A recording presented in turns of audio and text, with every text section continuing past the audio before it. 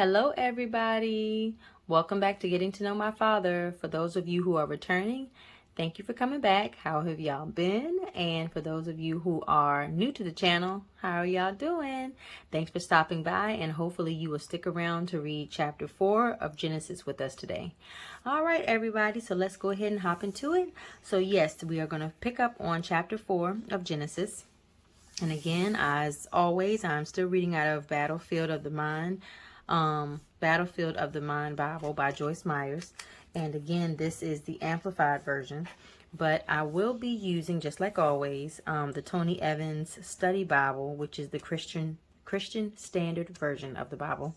And that is for the breakdown of the chapters. So let's see. Chapter 4, verses 1 through 16, I believe. Yeah, verses 1 through 16 talks about Cain murders Abel. And that's when verses 17 through 26, which is the end of chapter 4, talks about the line of Cain. Okay.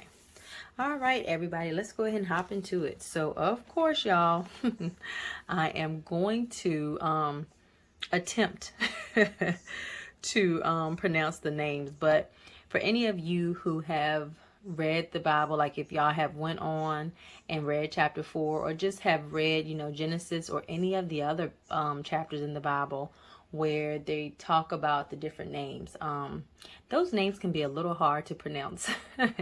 So again, just bear with me. I'm going to try not to butcher them too much, but it is what it is. I'm trying, you guys. All right, so let's go ahead and hop into it. Chapter 4. Now the man Adam knew Eve as his wife, and she conceived and gave birth to Cain. And she said, I have obtained a man, baby boy or son, with the help of the Lord. And later she gave birth to his brother, Abel. Now Abel kept the flocks of sheep and goat, but Cain cultivated the ground. And in the course of time, Cain brought to the Lord an offering of the fruit of the ground. But Abel brought an offering of the finest firstborn of his flock and the fat portions. And the Lord had respect or regard for Abel and for his offering. So just to get this straight, I always get this confused, or used to get it confused. But Cain is the older son. Abel is the younger son. Okay. So Cain and Abel. Cain is the oldest. Abel is the youngest. Okay. So let's go ahead and keep on reading. But for Cain and his offering, God had no respect. So Cain became extremely angry or indignant, and he looked annoyed and hostile. And the Lord said to Cain, why are you so angry? And why do you look annoyed? If you do well, believing me and doing what is acceptable and pleasing to me, will you not be accepted? And if you do not do well, but ignore my instruction, sin crouches at your door. Its desire is for you to overpower you, but you must master it. Now see, this is something for all of us, not just for Cain. If you do not do well, but ignore his instruction, sin crouches at your door. Its desire is for you to overpower you, but you must master it. And he's saying here, Cain can master it. And I feel like he would say the same for us. And as we read farther into the, Bible, I'm pretty sure it does say that. Maybe not in these same words, but we can master. We can master. What am I trying to say? We can master the instruction that God has for us. We don't have to not go along with his instruction. We can go along with his instruction, and we can overcome sin. So not saying it's easy, not saying it's easy at all, but I do believe that we can, with the help of him. With the help of him. But yes, if you all can hear, I have a little person here with me today. You gonna say hi? Hi. I'm back. I'm back. Yes. So Hey guys. go ahead. Hey guys, I'm staying on the dinosaur. T-Rex is here. Oh wow. Let's pretend. Okay, we're gonna Just pretend. pretend. Okay, that's cool. But yeah, I am. Normally I would be recording while my children aren't here, but they're here today, which is totally fine. I just wanted to kind of read the Bible during a time that was a little quieter. That's why I waited until the other ones are asleep, but my oldest is up. He tends to not be too loud, especially when it's just him that's up. But I think it's a good thing that they do know. And I'm going way off, topic, but I think it's a good thing that my children see me read the Bible. That will let them know what the kids do. If they see you do something, they tend to do the same thing, especially at this age. So I think it's a good thing that he sees me reading the Bible. And sometimes we will sit down and read it together. Whenever we do read it together, we don't get far because his little attention span is so short, on top of mine being extremely short. But yeah, and then the kids, they have their own Bibles too, but of course they have to have us help read it. So I think it's a good thing that they're here and they see me reading the Bible. But if I have some interruptions, we've been down this road before. If any of you have seen some of my other videos, I had a video where he came in where I was and we read it kind of together. But that's it. Okay, you guys, sorry for that. That was a veer off, but anyway, that's it. Let's go ahead and hop back into it. So let's see, you guys, where did I stop? Here it is at verse 8. Let's see. Cain talked with Abel, his brother, about what God had said. And when they were alone working in the field, Cain attacked Abel, his brother, and killed him. Then the Lord said to Cain, Where is Abel, your brother? And he lied and said, I do not know. Am I my brother's keeper? Wow, look at that. He lied to God. I don't know if he realized that God is all knowing or not, but he lied to him. And I mean, I can't look at him and say, oh, you're such a horrible person. You're not supposed to lie. No, that's not, I'm not saying it's okay to lie to God, but I mean, have we all lied to God sometimes? Even if it wasn't, knowing. I'm not going to say knowing, but I don't think I have been, 100% honest with God all the time. I do feel like I've gotten better and I'm still trying to get better. I know I can do a lot better than what I'm doing, but this is something that's been going on since the end of time. And yeah, it hasn't stopped. We can only hold on. We can wait a minute. We can only try to get better. So come here, bud. Come here. You said what happened to dinosaurs? Yeah, what happened? They died a long, long time ago. Why? I don't know for sure. But how did they die? I don't know. We have to look it up and see, okay? Okay. Wait, I think I know. Okay, so let's see here. I'm sorry, guys. Where did we leave off? Okay. The Lord said, What have you done? The voice of your brother's innocent blood is crying out to me from the ground for justice. And now you are cursed from the ground, which has opened its mouth to receive your brother's shed blood from your hand. When you cultivate the ground, it shall no longer yield its strength. It will resist producing good crops for you. You shall be a fugitive and a vagabond, roaming aimlessly on the earth in perpetual exile, without a home, a degraded outcast. Cain said to the Lord, My punishment is greater than I can bear. Behold, you have driven me out this day from the face of the land and from your face or presence.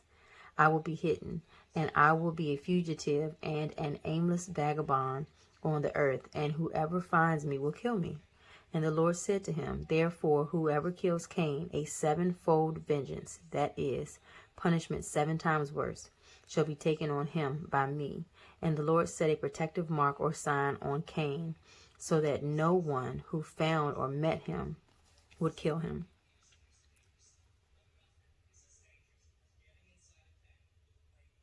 I stopped because I was looking at Genesis 4:24, but we'll get to that. So, okay. So Cain went away from the manifested presence of the Lord and lived in the land of Nod, wandering in exile, east of Eden.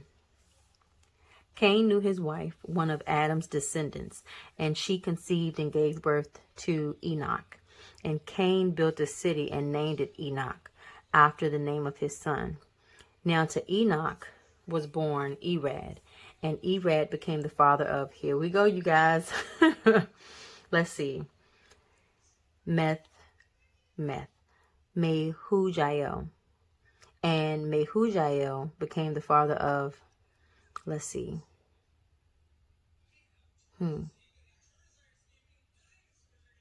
Methushael. And Methushael became the father of Lamech. And Lamech took for himself 2 wives. The name of the one was Adah, and the name of the other Zillah. Now see, okay, so Lamech took for himself 2 wives. So is this going against what God originally intended?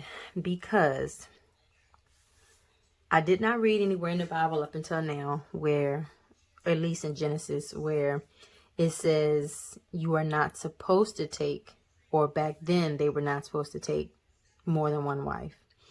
But God, in the Garden of Eden, God took a rib from Adam's side to make Eve.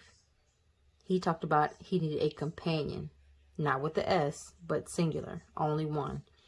So I'm wondering, did he go against God's original intent, even though it wasn't spelled out necessarily? Should he have taken 2 wives? But either way, you know, that's something else, I guess, for me to look up.